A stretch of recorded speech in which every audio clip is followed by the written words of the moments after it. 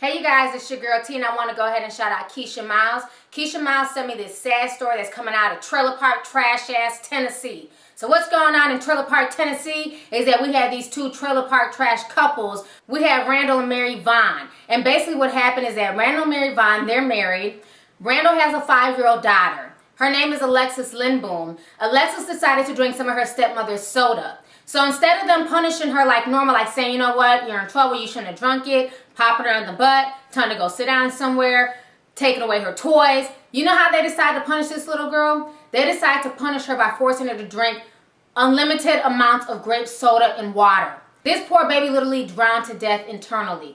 This situation is sick. I'm going to go ahead and play you guys this news clip, and I will come back with the rest of my commentary. Years since the sudden death of a 5-year-old Hawkins County girl, and the case takes a new twist. District Attorney Berkeley Bell tells us Alexa Linboom died after her father and his wife forced the SURGOINSVILLE kindergartner to drink gallons of grape soda and water as punishment. WBIR 10 News reporter Steve Buchera was in SURGOINSVILLE this afternoon, where those who knew the little girl are trying to grasp this disturbing revelation.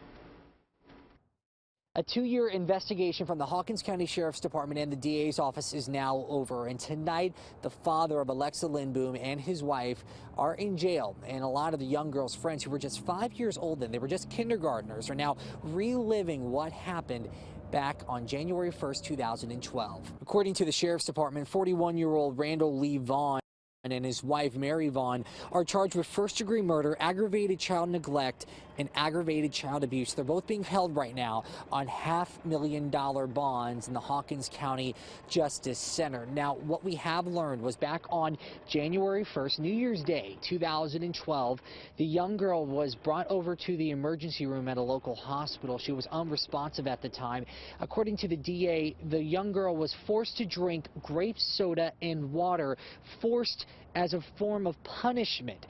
Now, the young girl was taken to a Tri-Cities hospital where she died a couple of days later. Now, as we mentioned, the young girl went to SURGOINSVILLE Elementary School. Some of her friends say that this news, thinking about it 2 years later, is still hard to come by. They're now just in 2nd grade. She was a nice friend and everything. And she played with me on the playground, and we swung, and we went down the slides, and we played tag. I told her that stuff like that happens. I mean, you know, that's the only thing I know to tell them. So I think it was awful. We also stopped by the family's house in SURGOINSVILLE earlier in the day today. Nobody was home at the time, but as you can see, there is a truck that's out front with the young girl's name etched on the back glass. Neighbors say that Randall, the father, was a quiet man, kept to himself. Now, the couple, again, are in the Hawkins County Jail tonight. They'll be facing a judge tomorrow morning for a preliminary hearing that's scheduled for 9 o'clock. Reporting from Hawkins County, Steve Buchera, WBIR 10 News.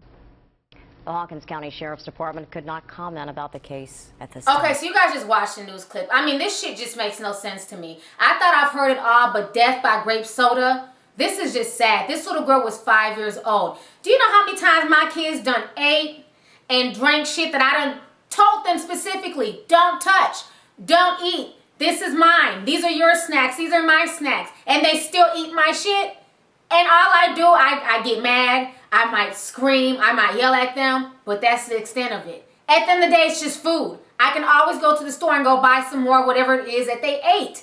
This is not how you punish your kids. I am convinced that a lot of these people do not want their children. First of all, this man is 47 years old. The stepmother is 58. Why this man has a 5-year-old child, I don't know, because he obviously has no patience for this child, okay? I feel like a lot of folks are just out here having children for some type of either tax credit, food stamps, welfare, some type of benefit. Because when it comes down to it, they don't do anything for these children. Who the hell punishes their child by forcing them to keep drinking and drinking and drinking?